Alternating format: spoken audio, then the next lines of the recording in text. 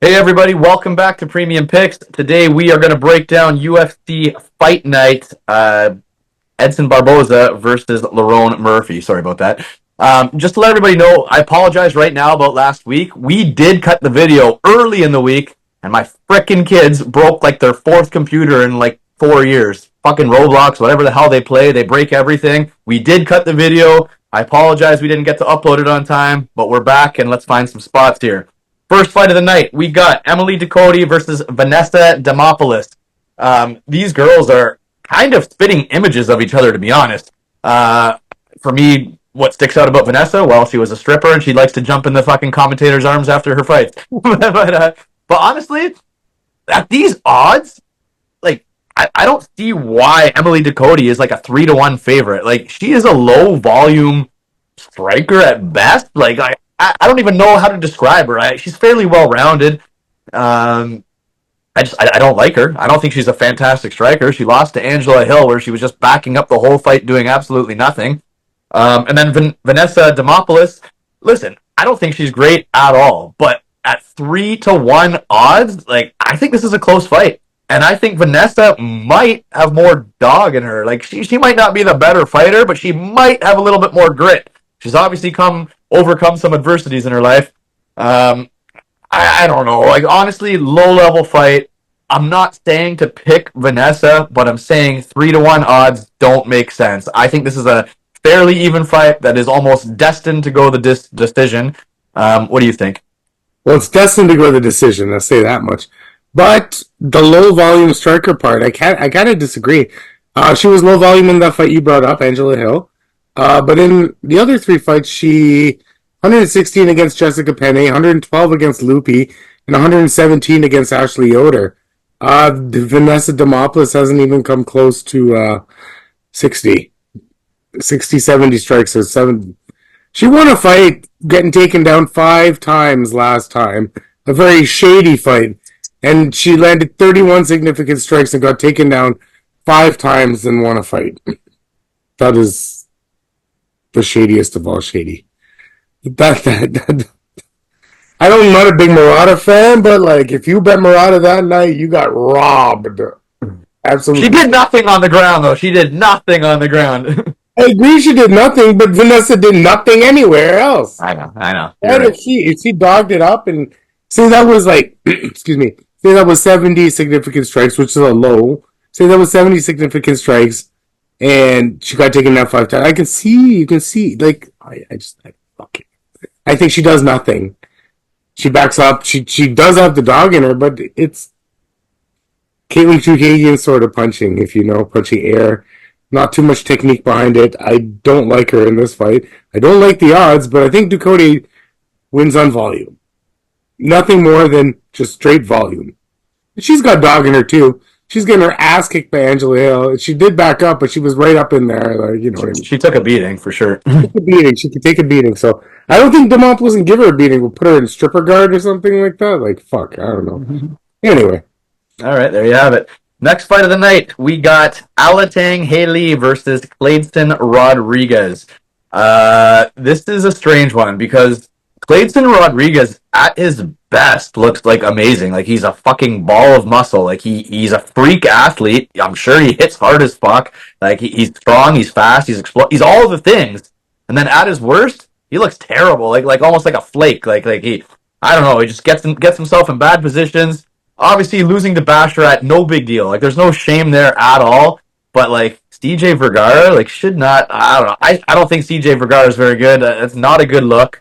Um, I don't know. I get the odds because I think at his best, Rodrigues is slightly better. He could win this fight, but I don't like putting my money on flaky guys, and he is flaky. Like he has those weird mental lapses or whatever it is where he will let you down in fights he shouldn't.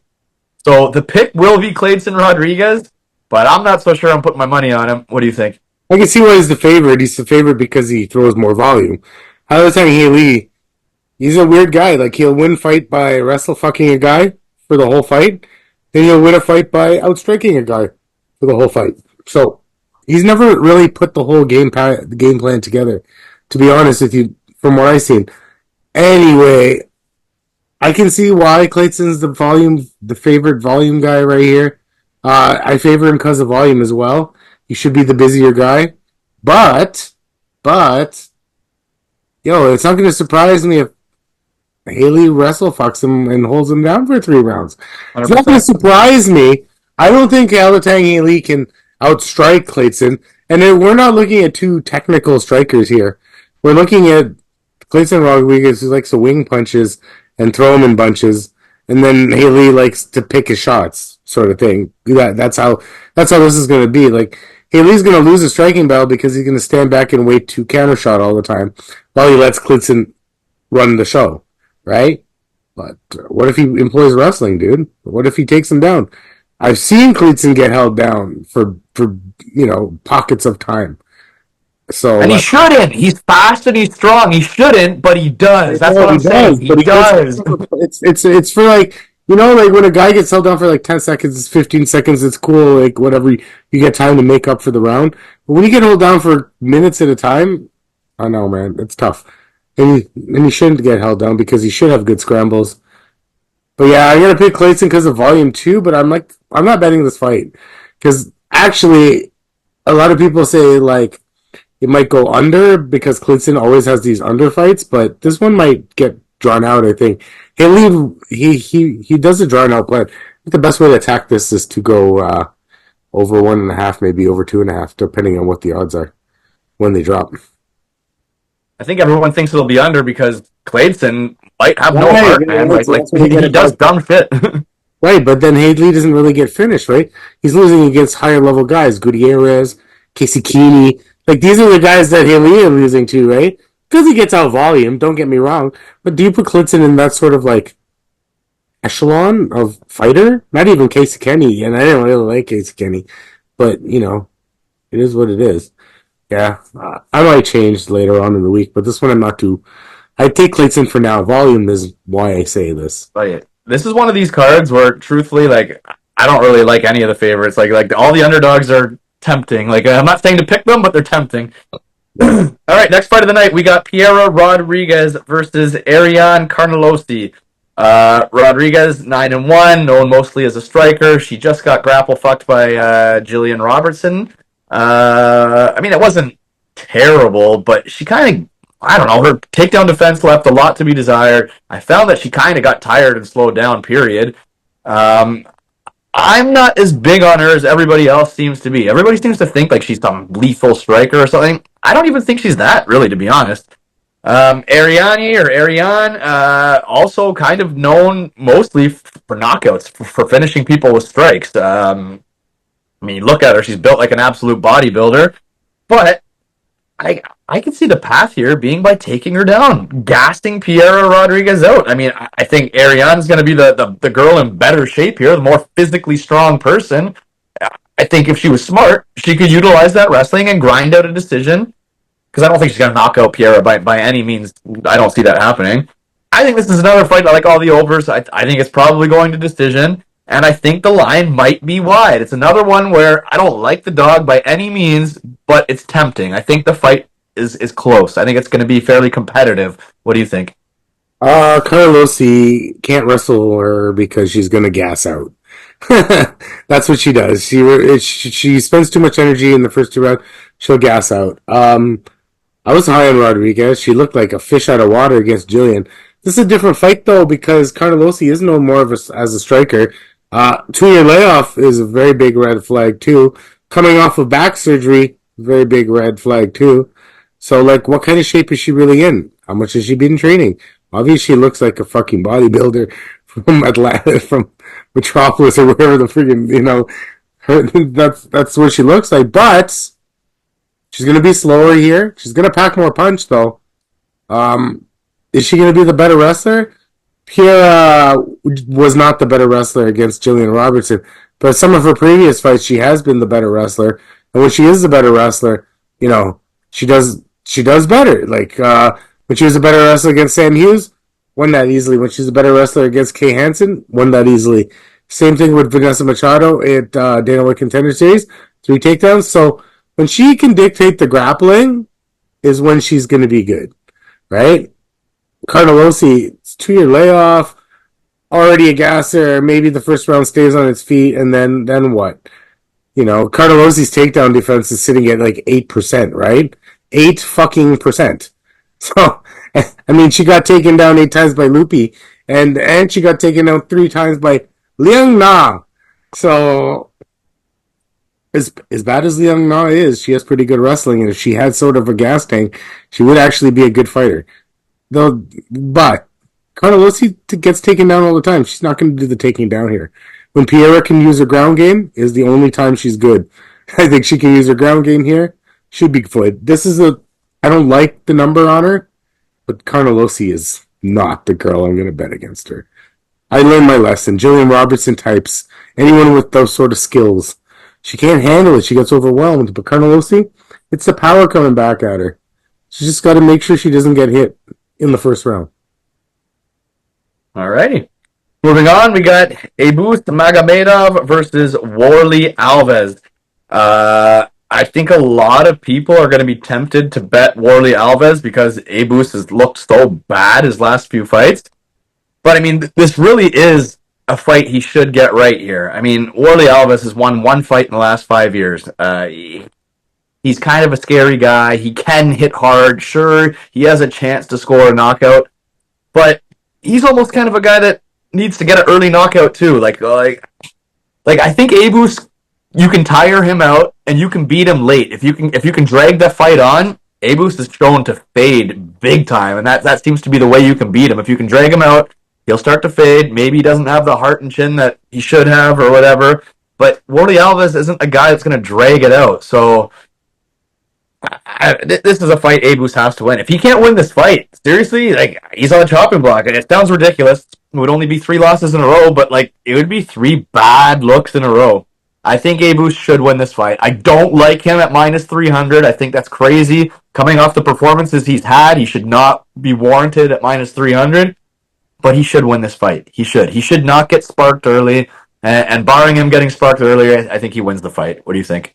I think this should be a get right fight for Abus.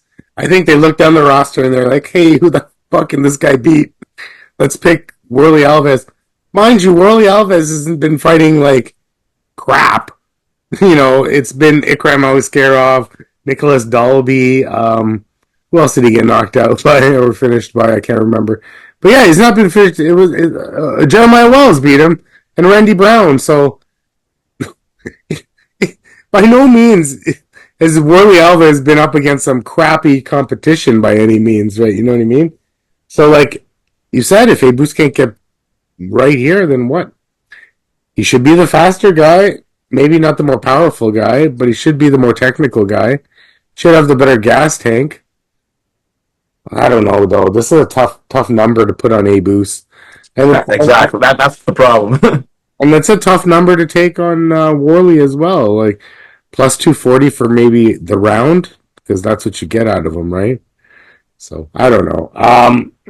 I didn't take Abus because I think this fight was handpicked for him. So I agree.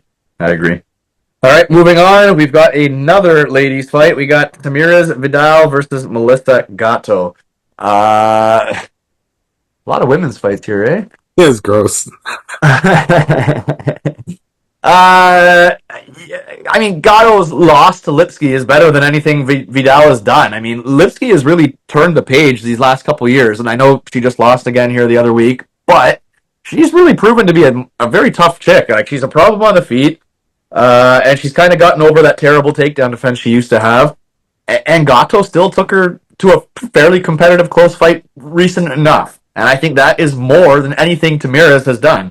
So I think, barring her getting really bullied by a bigger, stronger wrestler, which I don't think is going to be the case here, Gatto should be the better fighter here. I think she should be okay just about anywhere.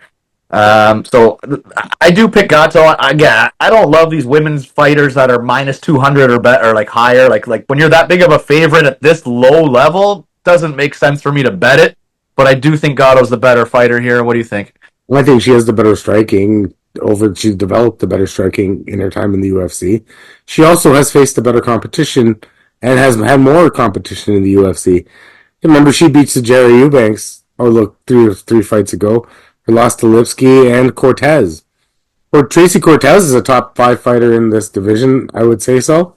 And she wrestled. She legit took a round off of Tracy Cortez. Legit took a round off of Tracy Cortez. Because that fight was a legit 29-28. You see all these illegitimate 29-28s all the time, but this one was a real 29-28, if you know what I mean. So, like, that fight in itself, what she did against Tracy Cortez, is enough to beat Tamaris Vidal, right? So, my pick is Gatto. I think she beats her everywhere. But if there was one of the 3 underdogs that I thought had a fucking chance, it's this one. I don't know. Price, man. I don't know, man. I can't see a 2-year layoff with Carnelossi. I think DuCote's got Demopoulos beat everywhere, and Demopoulos just dog. But this one here, the only thing, if Vidal comes out with a flying knee or something that Gatto is not the fastest person in the world, right? We'll just say that much. She's got the skills, and she should win this fight based on the all-round skill. But the explosiveness probably goes to Vidal. And, you know, she might catch her with something. This is the one. This is the explosive one that I think could catch her. But Gatto is my pick. All right. Moving on. Honestly, guys, I can't even break down this fight. I don't know either of these guys. I try to always be diligent and do research and everything to give you the best advice. My best advice is don't listen to me. I don't know these two fighters. Umar Sai versus Tokkos. I don't know these two. I truly don't know them, so I don't even want to. I don't bullshit my way and lie. I tell you what I see, and I haven't seen these two. A-Train, you got anything on this? I've seen Umar Sai a bit. He's an absolute tank. And he hits like a Mack truck. And he has wrestling and grappling.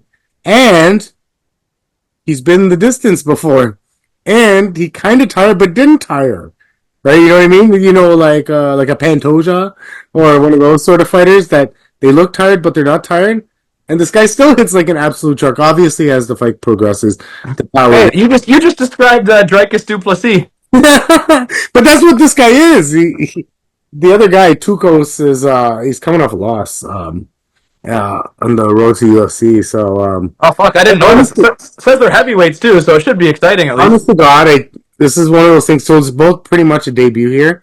I think this is Sai his coming out party. You know how the UFC likes to do that for guys, and I feel like this fight was set up for him to win. Basically, I don't even have any odds here. I'm trying to look for some odds on it. I just think Sai's a killer, and the Tokkos guy is not a killer, and this guy is set up to be killed. This is my thought, right? So yeah, look up Sai, man. Some good highlights. I didn't do I did a little. I watched Tokkos's fight in the end of the road to the UFC. What I can't remember who he fought. He fought some dude. Was Zhang, some the Asian guy. He got KO'd by the guy, so it was like within the first round. And if that's happening, okay, just look at that one fight from Tokkos, right, and how he got knocked out, whatever, and then go watch any one of those Sai fights. Understand what I'm saying? Like this guy should murder this guy. Should. This is the volatile MMA we speak of, but like if it was a highlight versus highlight film. This isn't even close, buddy. All right, I like it. I'm looking forward to seeing a knockout because a lot of these fights are going to be fucking drag-on decisions. All right, next fight of the night, we have got Tom Nolan coming off his first loss, where he was sparked pretty good there by Nicholas Mota against Victor Martinez. I only seen him fight and lose to Jordan Levitt. I haven't really seen anything other than that. But anytime you get twerked on, that's fucking pretty embarrassing. Fuck, I don't think Tom Nolan's as good as everybody thinks he is, and I don't fucking like him at minus 450. But if you fucking lose to Jordan Levitt, I gotta think that Tom Nolan's gonna fucking beat you up here. So I don't think Tom Nolan's gonna get knocked out. Like you know what? Nicholas Mota might be kind of chinny, but he fucking hits hard, so he can score knockouts. I don't think Victor Martinez is gonna hit like Nicholas Mota. I got Tom Nolan to win the fight. The odds are terrible. Like, they're not playable for me. What do you think? So minus 450 stinks.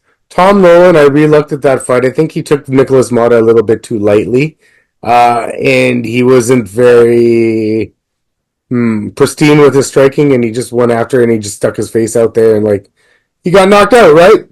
That's the shit that happens to you when you don't take your competitor seriously enough. Victor Martinez, dude, I'm picking Tom Nolan because I can't pick anyone that got knocked out by Jordan Levitt. Like this guy got knocked out by Jordan. Like I can't do it That's what I said. wholeheartedly. Even though I think he has a chance, because if you look at his Dana White Contender Series fight, he is a pretty good striker, man. Like he popped out 150 strikes, won on unanimous decision. He did get hit 114 times as well.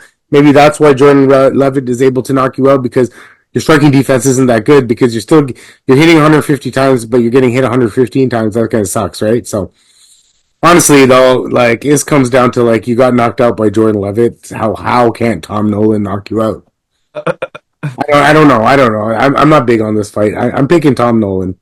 I agree 100%. All right, moving on to the main card. If you haven't already, please like, please subscribe. We appreciate it. We missed last week. We could use the love. All right, let's get right into it. Another women's fight. Holy shit. We got Angela Hill, 16-13 versus Luana Pinheiro, 11-2. I have never been impressed with Luana Pinheiro. I don't think she's half as good as other people seem to think she is. I mean, it's Angela Hill. I think you can almost guarantee it's going to be a close decision. Angela Hill by decision is most likely the play here for me. I think her takedown defense can hold up, and I think she can have the volume and give a little bit of fits with just volume and range. Yeah, I think it's a close fight, but I don't know. Angela Hill overs. I think they're all live. What do you think? I like Angela Hill here, and it's gonna. I don't know if it's gonna be that close. I mean, Angela Hill. Remember how she fought against Denise Gomes that last fight? She turned on a little bit of like wrestling dog in her. Like that was weird, right? She took her down 5 times, held some control, outstruck her. Wasn't her normal triple digits in strikes because she wrestled a little bit. So you can tell that Angela Hill always had that fucking fight IQ, right? Luana Pinheiro, I mean, not once in her UFC career has she thrown anything over 100 strikes. So like Angela Hill has a sneaky 75% takedown defense in the UFC. She's fought the who's who of anyone that's been in the UFC. She really hasn't been taken. Mackenzie Dern took her down 3 times, but Mackenzie Dern's actually, as shitty as her wrestling is, becoming a better wrestler. But like, Loopy didn't really take her down.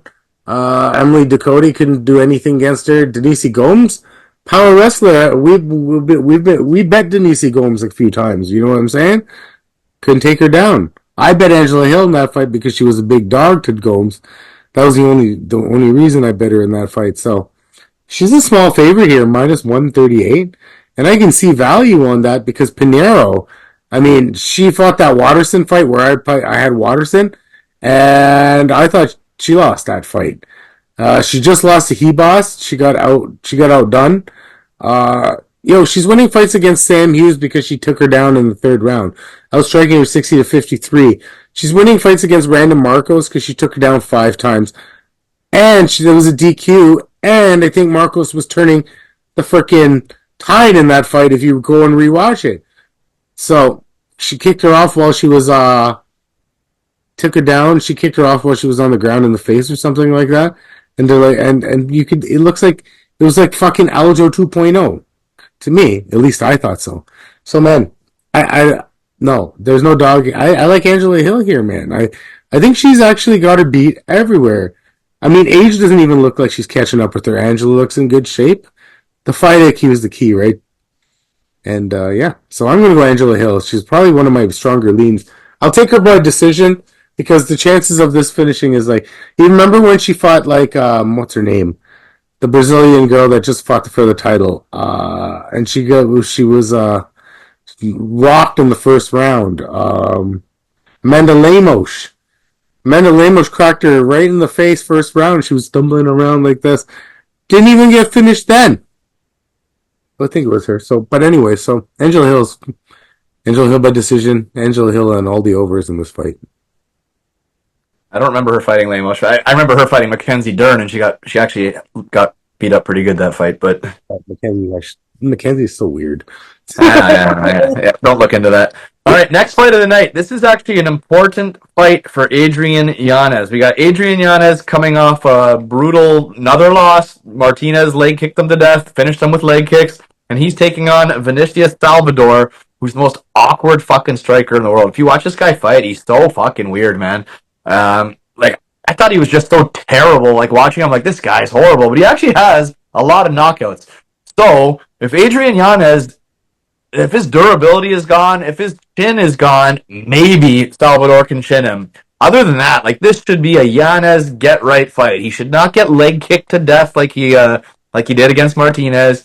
He shouldn't get knocked out like he did against Rob Font. Like this is a significant step down.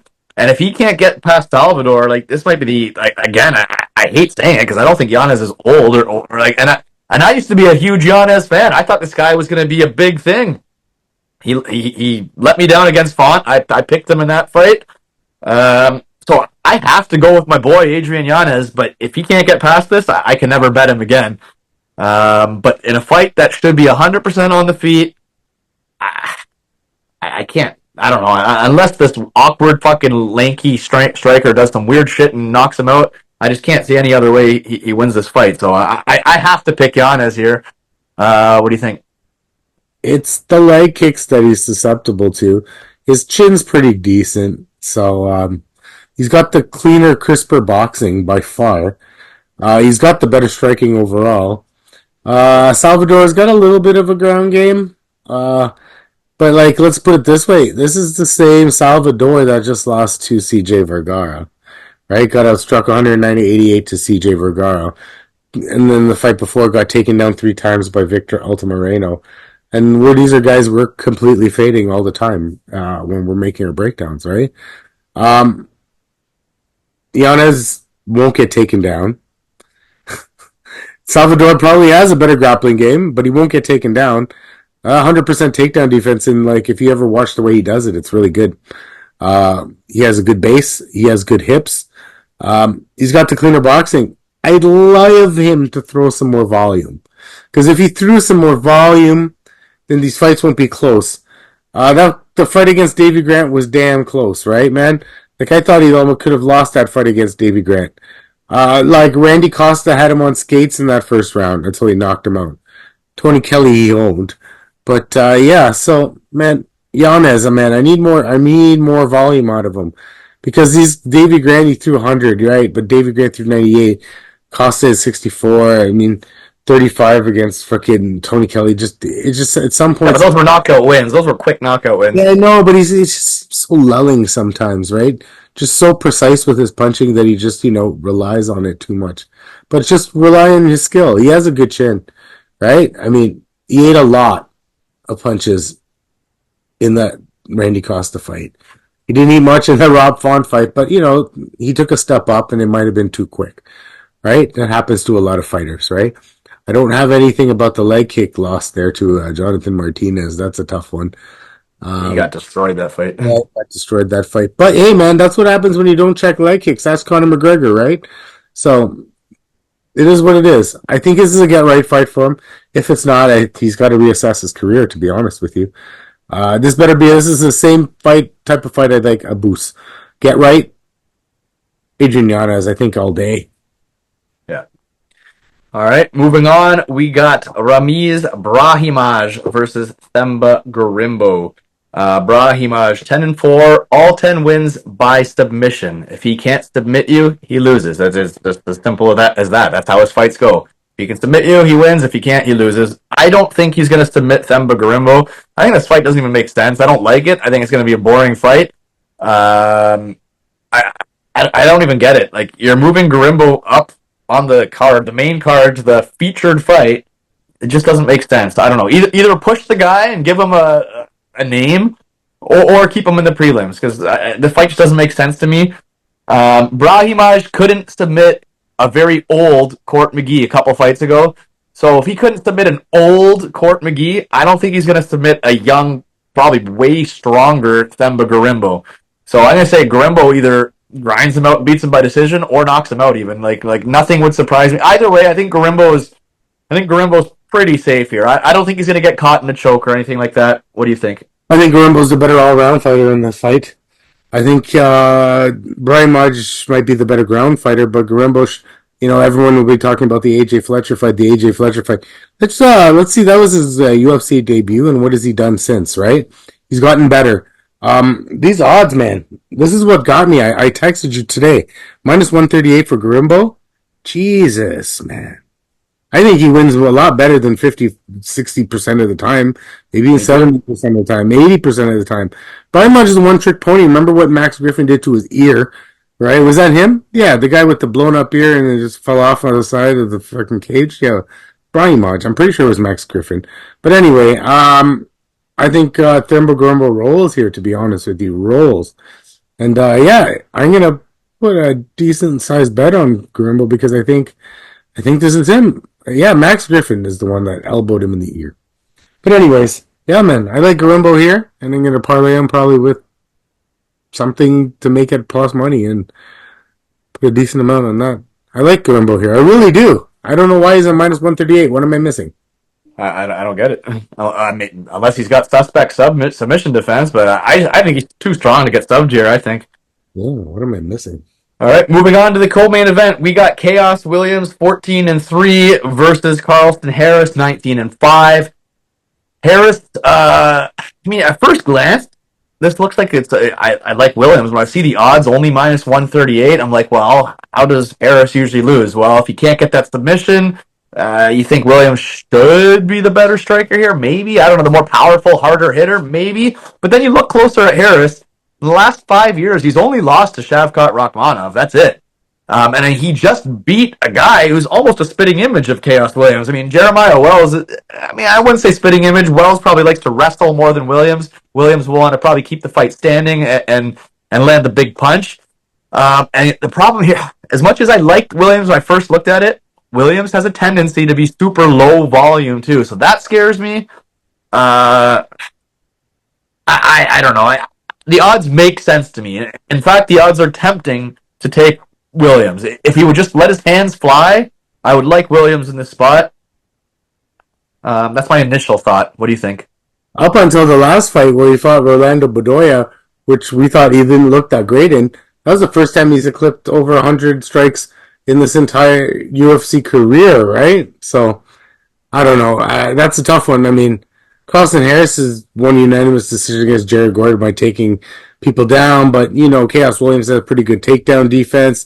We're looking at 80% here, so I don't think he's going to take him down. I'm not sure he's going to outstrike him, but I'm a little biased on this fight because I'm Guyanese and Carlston Harris is Guyanese. Is the only Guyanese fighter we have on the entire roster. So yeah, man, I think the odds are right for Chaos Williams, but I don't know if I'll bet this fight, to be honest with you.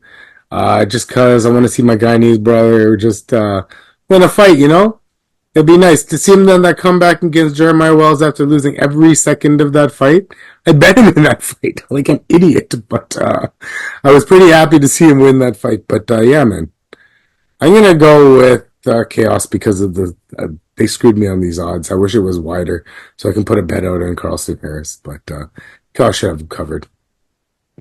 All right, that brings us to our main event, and kind of a strange one indeed. We got Edson Barboza versus Lerone Murphy. I'll tell you straight up, I'm rooting for Edson Barboza. I would love to see him kick this guy's head off, but I think I just see him getting taken down, rinse and repeat, taken down, beat up on the ground. I don't think, I've heard a lot of people go, oh, Lerone Murphy's the real deal. I don't think he's some future champ. I don't think that at all. I don't think he's even going to crack the top 5 or anything like that. But I do think he has the skill set to take Edson Barboza down, grind him out, just come forward. He's not going to stand at range and get picked apart with kicks. And Edson Barboza just throws everything in. His punches are kind of looping. He gasses because he missed his big wild shots, and then he starts breathing heavy. Then when he starts fading, and then that's just when it goes downhill for him. So I do think Murphy's going to win the fight. And I'm absolutely rooting for Barboza. Please, Barboza, knock this guy out. I find Murphy boring. don't like him, think he's not as good as other people think, but I do think he has the skill set to win this fight. What do you think? Murphy is a low volume striker with suspect takedown defense. Um, Sounds familiar because Edson Barboza just fought a low volume striker with suspect takedown defense in Sadiq Youssef. He did. And what happened? Everyone thought he was going to get smashed in that, and he showed good fight IQ as per normal.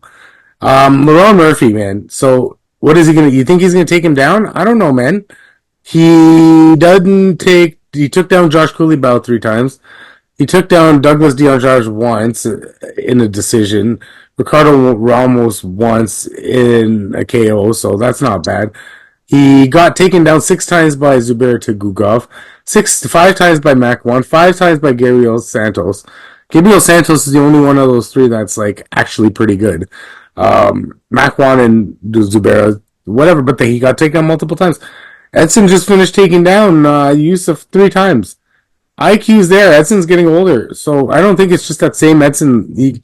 I think he can throw volume now and mix in the wrestling. So if he fights like he fought against Sadiq Youssef, he's going to beat Lerone Murphy. And Or he'll get stopped in the first round. And I said this last week about. I forgot who I said this about. But it was I said this when we were talking last week about someone. I said if he fought Charles Johnson, and I hit that. I hit Charles Johnson by decision. I said if he fought like he fought his last fight, this fight, he's gonna win. And the same thing goes for Barboza here. If he fights this fight like he fought his last fight, he's gonna win. He should have stopped in the first round last fight.